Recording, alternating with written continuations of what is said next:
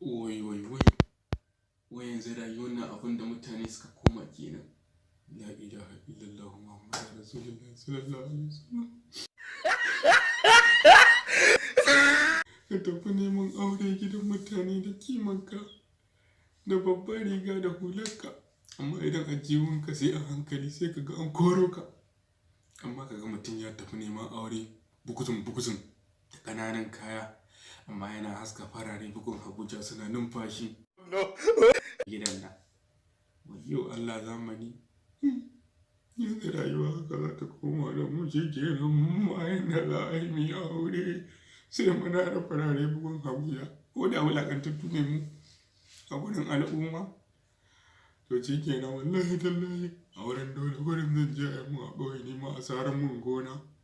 Wallahi gona.